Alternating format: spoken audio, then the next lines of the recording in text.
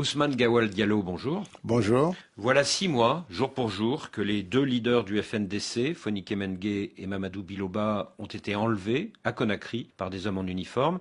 Depuis le 9 juillet, on est sans nouvelles d'eux. Quelles sont vos informations à leur sujet ? Écoutez, je pense que le ministre de la Justice ou le procureur général devrait faire un point de situation. Nous attendions ce point en fin d'année, en mois de décembre, puisque les enquêtes sont ouvertes de ce point de vue-là. Et je pense que très rapidement, il devrait prendre la parole pour donner plus ample information sur l'évolution de l'enquête. Est-ce que ça veut dire que ça y est, on en sait un petit peu plus sur l'endroit où ils sont actuellement détenus ? Je n'ai pas d'informations nouvelles, plus que ce qui avait été déjà dit par le procureur, qui avait attesté publiquement qu'il n'était détenu dans aucun centre de détention officiellement connu en Guinée. Donc nous attendons les informations qui vont arriver pour actualiser par rapport à l'évolution de l'enquête. Est-ce que ça veut dire qu'on va avoir la confirmation qu'ils ont bien été enlevés par des forces qui dépendent des autorités guinéennes, sans doute des forces spéciales ? Ça, nous sommes catégoriques là-dessus. Ils n'ont pas fait l'objet d'enlèvement par les autorités, par les institutions, par les forces spéciales ou des agents de police judiciaire.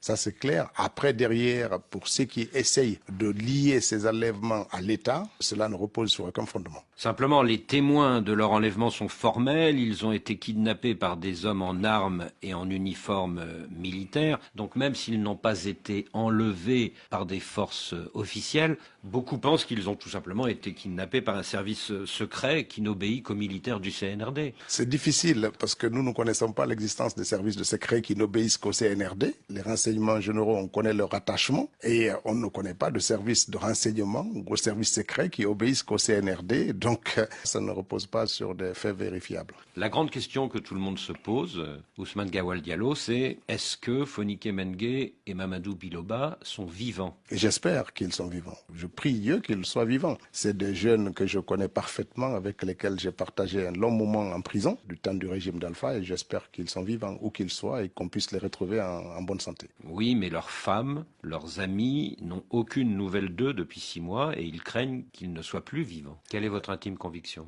Mais moi, je ne peux pas nourrir l'idée qu'ils soient morts parce que ça serait connu. Je pense que c'est plus facile peut-être que des vivants restent sans donner de nouvelles, mais les morts, elles parlent tout de suite. Je crois qu'ils sont vivants, j'espère qu'ils sont vivants et je pense que c'est l'attente de tout le monde, des autorités comme des citoyens de ce pays. À la suite de la disparition de Fonike Mengue et de Mamadou Biloba, les deux familles ont porté plainte devant la justice française. Est-ce que vous n'auriez pas intérêt à ce que ces détenus sortent du secret pour que l'image de votre pays ne se dégrade pas ? Bien entendu, quand une enquête est suspendue ou qu'elle n'apporte pas les réponses attendues par les gens, c'est quelque chose qui ternit l'image des autorités et nous faisons tout ce qui est possible pour qu'on les retrouve. Autre sujet très préoccupant pour l'opinion publique guinéenne et internationale, c'est la condamnation ce mardi à 2 ans de prison de l'opposant Aliou Ba pour offense au chef de l'État. La Fondation de l'innovation pour la démocratie, par exemple, que dirige Achille Bembe, dénonce, je cite, la volonté du pouvoir guinéen de faire taire ou de pousser à l'exil toute voix dissidente. Bon, ça c'est le discours qui est entretenu, mais il faut faire la distinction entre la critique, la diffamation, parce que la diffamation est sanctionnée pénalement, alors que la critique, elle est acceptée dans les démocraties en construction que nous essayons de faire dans nos pays. Donc il ne faut pas considérer que ce soit une volonté des autorités de museler ou de pousser à l'exil. Aucun responsable politique n'est poussé à l'exil à ce jour pour des faits liés à la liberté d'expression ou à des critiques. Oui, mais franchement, 2 ans de prison pour une prétendue offense au chef de l'État. Je ne vais pas commenter cette action, d'autant mieux que c'est un processus judiciaire qui est en cours. J'ose espérer qu'ils seront plus cléments à l'étape suivante. Oui, parce que les avocats font appel. Voilà, exactement. Et donc, j'ose espérer qu'ils seront cléments et que cela va amener aussi à développer des discours plus apaisants pour faire en sorte que le vivre ensemble dans notre pays soit quelque chose d'important pour chaque acteur. Depuis le départ en exil de Cellou Dalein Diallo et de Sidia Touré, Aliou Ba était la seule figure de l'opposition qui était restée à Conakry à ses risques et périls. Est-ce que sa condamnation, c'est pas une façon pour vous de dire aux dirigeants de l'opposition qu'ils n'ont plus que 2 solutions, la prison ou l'exil? D'abord, je ne vois pas pourquoi Cellou et Sidia, comme vous les citez, se considèrent comme en exil, puisque personne ne les a mis en exil. Sidia, par exemple, ne fait l'objet d'aucune poursuite dans son pays, n'est pas interdit de venir. Les partis politiques qu'il préside font des activités hebdomadaires hebdomadaire tous les samedis et se livrent à des critiques souvent très sévères contre les autorités et leurs sièges n'ont pas fait l'objet de fermeture. Moi, je rappelle ici, quand c'était le régime d'Alpha Condé, le siège de l'UFDG avait fait l'objet de fermeture de plus d'1 an. Je ne vois pas pourquoi ils considéreraient que l'alternative qu'ils ont, c'est l'exil ou se taire. Et ce n'est pas du tout la vérité de la situation de notre pays. Voilà 3 ans que les militaires du CNRD sont au pouvoir pour redresser la situation du pays. Et pourtant, la population continue de protester contre la vie chère. Qu'est-ce que vous répondez à ceux qui disent que vous n'avez pas un bon bilan? Beaucoup de choses ont connu des améliorations substantielles, du pouvoir d'achat, de l'offre de la prise en charge sociale, des infrastructures nouvelles qui ont été construites, des routes, de l'électricité, de l'eau, des services de base qui ont été substantiellement améliorés. Aujourd'hui, le franc guinéen est l'une des seules monnaies les plus stables qui n'a pas connu de variations notables avec les devises étrangères, ce qui n'est pas le cas des autres pays. L'inflation est maîtrisée à des niveaux acceptables par rapport à la sous-région, une croissance qui est 2 fois plus importante que celle qui est connue dans la sous-région. Maintenant, il y a une augmentation du coût de la vie liée à beaucoup de facteurs. La guerre en Ukraine, ça entraîne une hausse du prix du pain et d'autres céréales. Les transports ont connu aussi une augmentation et tout ça se répercute un peu, mais c'est très largement atténué par les mesures sociales que les autorités ont mises en place. Et qu'en est-il justement de ces prestations sociales? Les prestations sociales, c'est une première parce que les salariés guinéens ont une prise en charge de plus de 70% des coûts des soins et ça, c'est quelque chose de nouveau. Il y a une augmentation considérable des revenus. D'ailleurs, à l'occasion du discours d'Hollande, le chef de l'État a annoncé une augmentation de 30% du traitement indiciaire des fonctionnaires, ce qui est quelque chose d'important. Près de 30 000 jeunes ont été recrutés à la fonction publique et dans les entreprises parapubliques depuis 3 ans, ce qui n'était jamais arrivé au cours des 30 dernières années. C'est nouveau. Il faut profiter des investissements importants qui arrivent dans le pays pour faire en sorte que les populations puissent bénéficier des développements économiques et des investissements nouveaux qui arrivent. Le président de la transition, le général Mamadi Doumbouya, avait promis de quitter le pouvoir avant le 31 décembre de l'année dernière. Il ne l'a pas fait.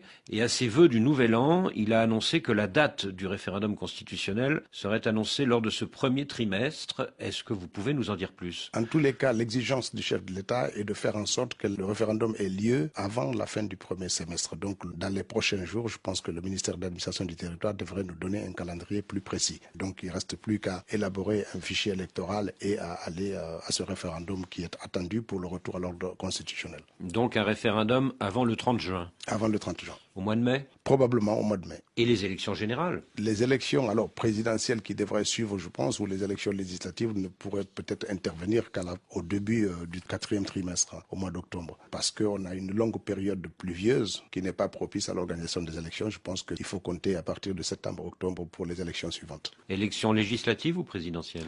Alors probablement présidentielle. En tout cas, si on me demandait mon avis, c'est à cela, mais c'est pas ce que le ministère de l'Administration du Territoire va proposer. Ma préférence va pour les présidentielles. Alors à cette élection présidentielle, est-ce que les leaders des grands partis d'opposition pourront rentrer au pays et faire campagne? Bien entendu, parce qu'aucun leader n'est interdit de venir en Guinée. Les leaders qui sont aujourd'hui à l'étranger, le seul qui est poursuivi officiellement, c'est Alpha Condé. Celle ne fait pas l'objet de poursuites judiciaires en Guinée. Sidia non plus. Donc rien ne les empêche. Il y a d'autres leaders. Vous avez M. Lassana Kouyaté, il y a Ousmane Kaba, il y a des centaines d'autres leaders qui sont Dr Faya, Milimono. Il y a des leaders qui sont en Guinée, qui vivent leur vie tranquillement et qui font les critiques lorsque c'est nécessaire sur l'action du gouvernement. Donc ils peuvent rentrer quand ils veulent.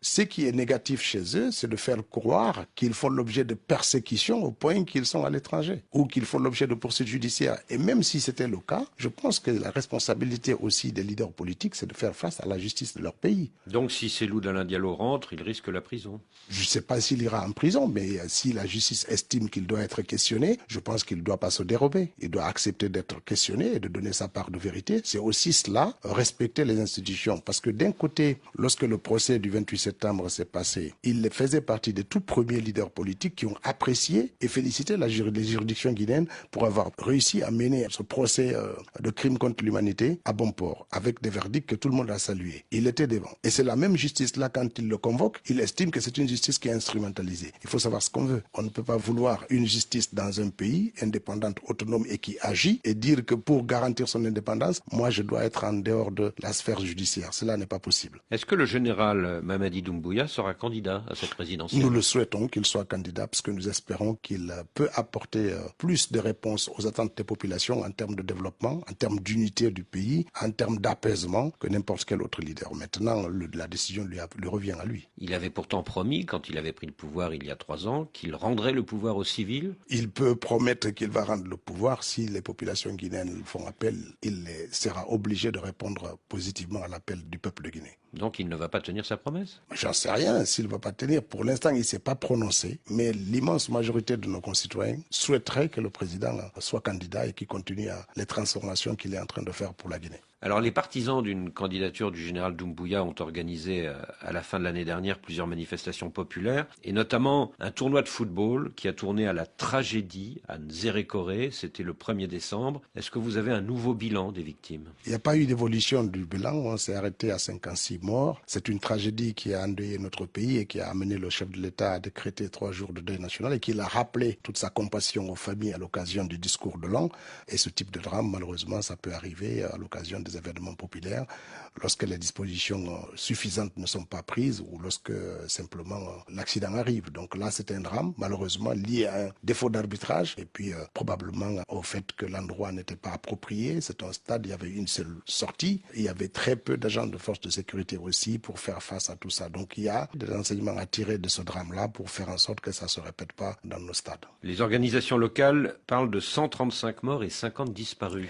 Alors, si des gens estiment qu'il y a plus de victimes que ce que les autorités, aujourd'hui, on a tous les moyens pour publier les noms et les adresses des personnes qu'ils estiment avoir été cachées par les autorités. Ils peuvent le diffuser via Internet et communiquer. Tout ça, c'est de la surenchère qui ne repose sur rien du tout, sauf à créer le doute sur les communications officielles de l'État. Le gouvernement n'a aucun intérêt à cacher le nombre de victimes. Votre collègue ministre de la Justice a annoncé l'ouverture d'enquêtes pour établir les responsabilités dans cette tragédie. Où est-ce qu'on en est?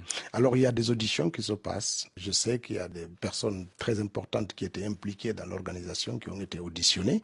Qui, par exemple? On ne peut pas dire les noms, mais en tout cas, toutes les personnes que la justice estime qui ont des choses à dire ont été auditionnées et c'est en cours.